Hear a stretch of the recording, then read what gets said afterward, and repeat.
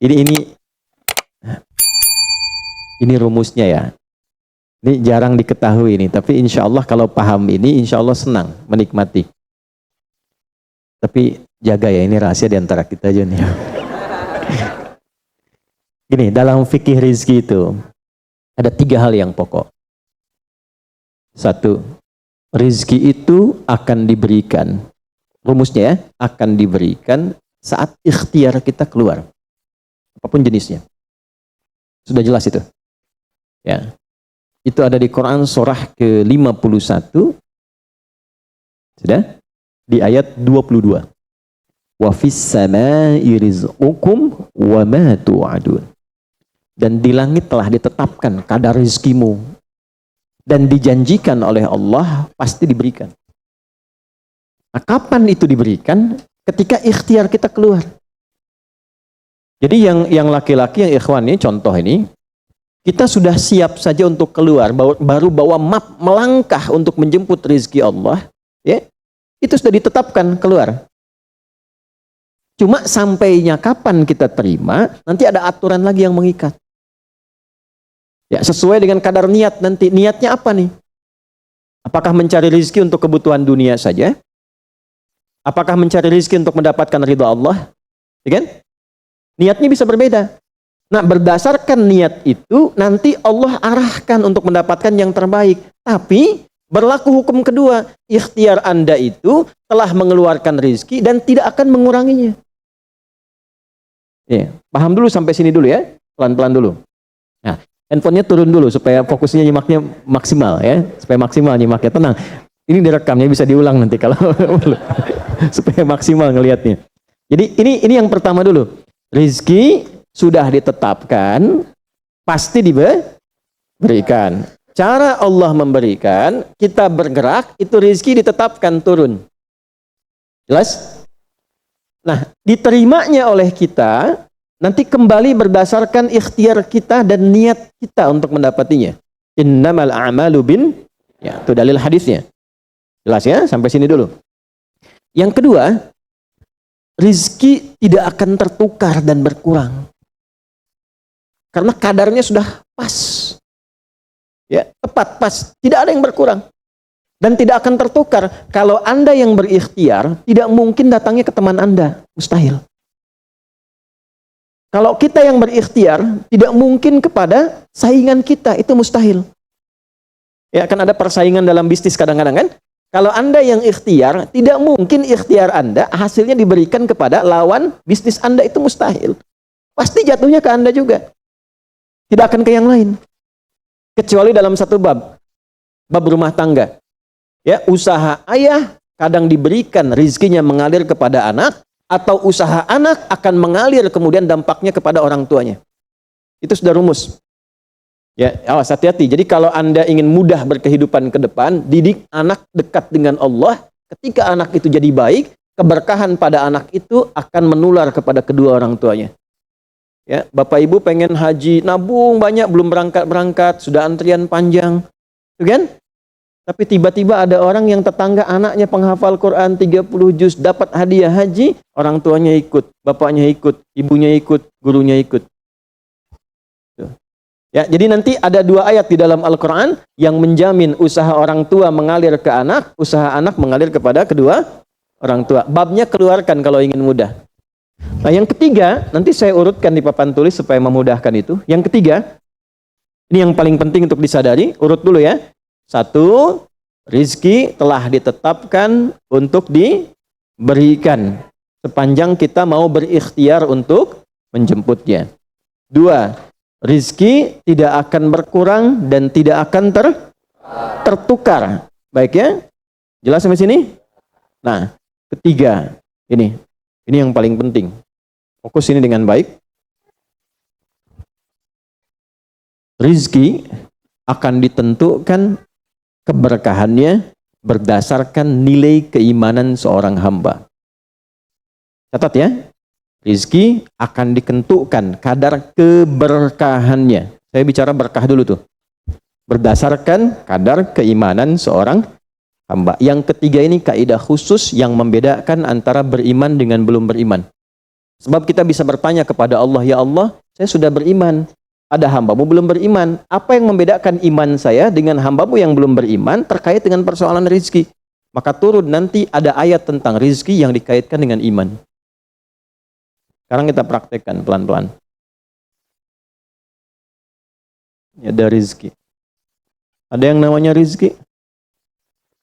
Ada ya? Nah ini ya. Ini bab tentang Anda nih. 1. Pasti diberikan sesuai kadar ikhtiar. Halo. Ya? 2. Sifatnya tidak tertukar. Ya, putri boleh tertukar, ada menteri yang tertukar, tapi tidak ada rezeki yang tertukar ya. Tidak tertukar sesuai dengan niat. Rizki nggak butuh alamat ya Pak. Udah begitu dapat langsung diberikan.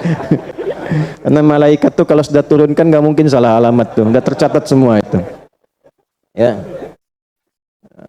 3. Kadar iman menentukan keberkahan satu rizki. Keberkahan rizki. Ini 3 ini. Ya. Ya, pelan-pelan. Ya, cara memahaminya bagaimana? Kalau ada yang bergerak, itu pasti rezeki diperintahkan ya untuk diturunkan. Tapi sekali lagi tadi, apakah itu akan langsung diterima atau nanti diakumulasikan, dikumpulkan? Yang dengan pengumpulan itu di titik tertentu Allah berikan. Jadi kalau Anda misalnya belum dapat hari ini, belum dapat hari besok, sepekan nyari nggak dapat. Tiba-tiba bulan yang ketiga dapat dan gajinya begitu besar tawarannya. Bahkan belum mulai udah dikasih ya pesangon misalnya untuk uang muka banyak sekali. Nah, cara memahaminya bagaimana? Bukan berarti ketika Anda dapat di situ besar. Itu akumulasi kumpulan yang telah dikumpulkan dari ikhtiar Anda sejak awal. Paham nggak sampai sini? Paham ya? Nah, kenapa ada hukum demikian? Masuk ke sini dulu nih. Ya, saya mau tanya sebentar. Bapak Ibu, yang para ayah dulu ya, laki-laki lah terutama. Kalau mencari rizki dalam konteks bekerja ya, untuk materi. Karena rizki itu nanti ada ketenangan, anak-anak, keturunan itu rizki juga. Dalam konteks mencari materi, untuk makan, untuk minum dan sebagainya, saya tanya, untuk memenuhi kebutuhan hidup atau untuk mencari ridho Allah? Udah jujur aja, nggak usah. Bahas sini dulu. udah, wajahnya nampak kok ini. Saya tanya, untuk kebutuhan hidup atau mencari ridha Allah? Nah, ini nomor 1. Nggak mau kalah dua-duanya. Ridha Allah. Ini sekedar dunia. Pelan-pelan ya. Ketika Anda mencari rizki hanya untuk dunia, maka yang berlaku hukum dunia. Ya. Semakin Anda bekerja keras, semakin Anda dapat. Semakin Anda kreatif, semakin mudah dapat. Ya, semakin pintar, semakin mudah dapatnya. Di sini tidak berlaku masalah iman. Karena semua sama, Allah tetapkan hukum dunia. Siapa yang bekerja keras, siapa yang mau kreatif, siapa yang punya inovasi, siapa yang makin pintar, mudah dia mendapatkan dunia. Ada ilmu menambah, dunia dapat. Man arada dunya, kata Imam Syafi'i, fa'alaihi bil ilmi. Siapa yang ingin menguasai dunia, dengan ilmu bisa dapat. Ini. Jadi ada ilmu kreativitas, ada serius, sungguh-sungguh. Kerja yang serius, sungguh-sungguh. Itu kan? Di Tiongkok itu, kalau datang ke satu tempat, ketukin tiap pintu, nawarin barang. Ya, barang ditawarin, 1, 2, 3, 4, saking seriusnya. Orang mengerjakan apa, dia cari yang lain. Pernah dulu ada orang bukan muslim ke Saudi, mampir ke Jeddah hanya untuk lihat jemaah haji itu beli apa. Setelah itu dia pulang ke Tiongkok, ke Cina, ya. Musim berikutnya itu made in China. Semua buatan Cina tuh, yang tasbih Cina, yang sajadah Cina, dan harganya jauh di atas harga-harga standar. Itu tuh. Jadi kalau misalnya orang serius, sungguh-sungguh kreatif, inovasinya ada, bisa buat sesuatu yang orang lain nggak buat, dia bisa sukses. Hukum dunia. Gitu. Tapi semua apa yang didapatkan pun untuk memenuhi kebutuhan dunia saja. Ya. Nafsu ada di situ, persaingan ada di situ, ya, popularitas ada di situ. Makanya orang-orang yang kerjanya orientasi dunia itu pada umumnya, maaf ya, pada umumnya apa yang didapatkan hanya untuk memenuhi kebutuhan nafsunya saja.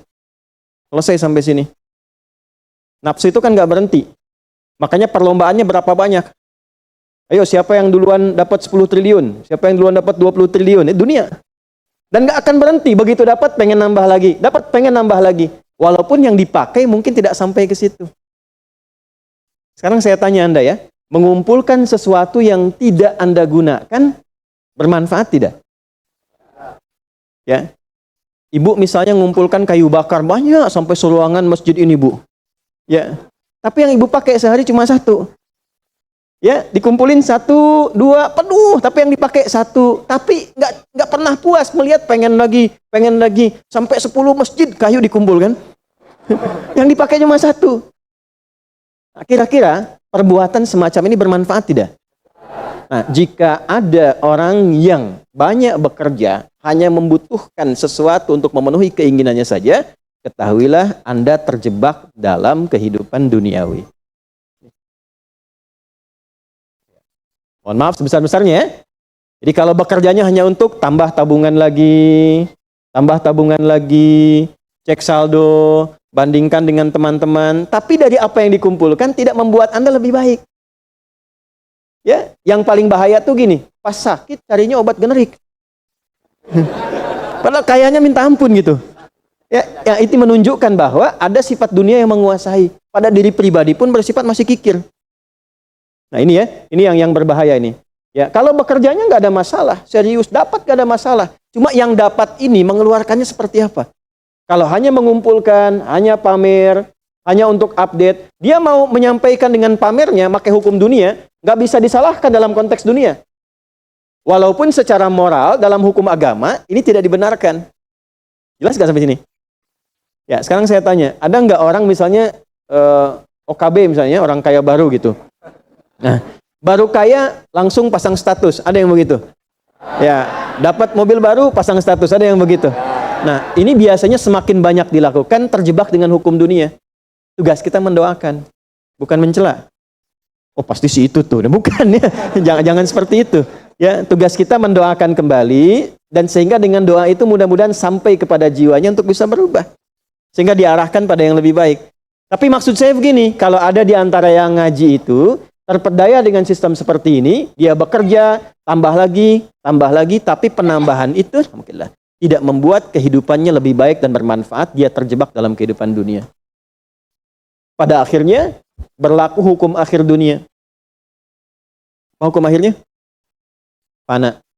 Dunia itu kan punya dua arti, satu cepat, yang kedua rusak.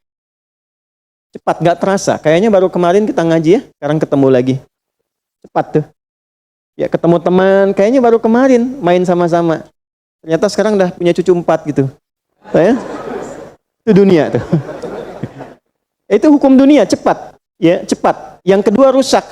Semua dunia itu akan fana, rusak, sifatnya hilang, habis. Kalau bukan kita meninggalkan dunia, dunia yang meninggalkan kita duluan. Ini saya sering katakan, ini ada gelas nih, menampung air. Airnya habis, didiamkan saja, jangan diapa-apakan. Ini kotor, rusak sendiri. Anda punya handphone, elektronik, simpan aja, nanti rusak sendiri. Sifat semua dunia itu rusak. Ya, di sepanjang kita berada di dunia, tubuh pun nggak abadi. Yang ganteng-ganteng akan hilang dengan sendirinya gantengnya. Makanya ibu kalau cari suami ganteng nanti rugi tuh. Ya, baik sama, istri juga demikian, yang perempuan demikian. Semua selama di dunia hukum berlaku. Nah, harta juga begitu. Saat dikumpulkan banyak yang dihitung ini, Kalau tidak sadar dengan, nah ini poinnya. Kalau tidak sadar dengan ketentuan hidup yang benar, pasti penyesalannya di akhir. Karena semua yang dikumpulkan itu pada akhirnya akan selesai hilang. Minimal manusia yang meninggalkan apa yang dikumpulkan dari dunia ini. Terkumpul 100 triliun. Hartanya kumpul, manusianya kan meninggal juga. Ya kan? Selesai ya? Ya, pertanyaannya, selama hidup yang kemakan berapa dari sini? Nah, ini yang kemudian dikoreksi oleh agama, dituntun oleh Islam. Tidak salah. Kalau bisa jangan 100 triliun, nanggung 1000 triliun, 2000 triliun, 3000 triliun. Kayak Abdurrahman bin Auf tuh, sampai 14.000 triliun. Kalau dihitung dengan kurs sekarang, itu sampai 14.000 triliun. Tapi ternyata apa yang dikumpulkan itu membawa keberkahan untuk dunianya, plus membawa bekal kebaikan untuk akhiratnya. 1 dari 10 orang yang dijamin masuk surga tanpa hisab adalah orang paling kaya yang pernah hidup di muka bumi ini. Salah satunya Abdurrahman bin Auf. Hartanya kurang lebih sampai 14.000 triliun. Tapi bisa menggunakannya. Dunianya sejahtera, akhiratnya terjamin. Jelas sampai sini? Ya. Nah, maka yang paling menentukan itu ini satu niat, yang kedua di sini aspek keberkahan. Dicarinya pakai iman.